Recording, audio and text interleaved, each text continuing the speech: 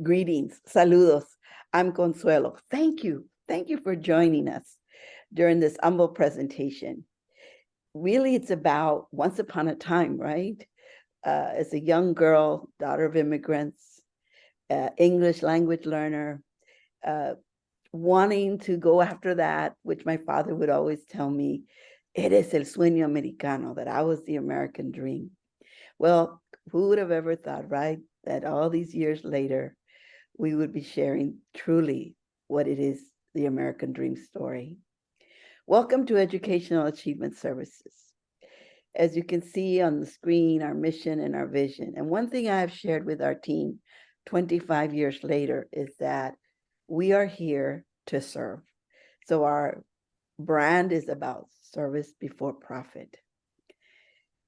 Having served our country as an Army officer and laid my uniform down, I believe that I still was a leader, and I thought about making one promise and keeping it, and that was my mother's dying wish.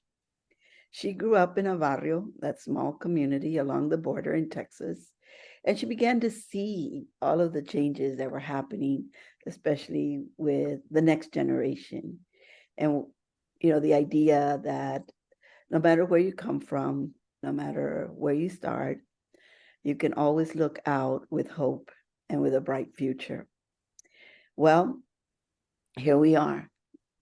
And I started out telling my story once I retired. I thought about, would that story make a difference? And here it is, 50 years later, it's still someone else's story. But what did I learn in the early years? I learned that the story is powerful and it's relevant, but that our families are hurting. Yes, we have come out of COVID, and now we have many discussions about after COVID, what will happen, and about many topics that are kind of hard to put our arms around, virtual learning, and many other types of crises, anxiety among youth, and depression. So I decided in those early years that the keynote was a step, but then we created a 10-step framework, and we called it the Family Leadership Institute.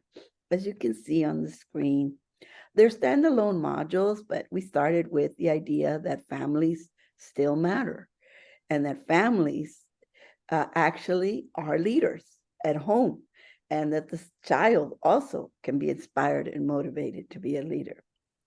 Imagine now having wished that this conversations had happened in my home, because I did live with some secrets or unspoken truths.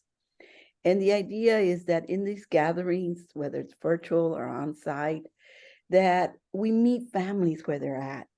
And it's about forgiveness and healing and inspiration, and the idea that we can continue to develop the leaders of the future. Yes, I am a mother of 5, a grandmother of 6, and I'm still a life learner.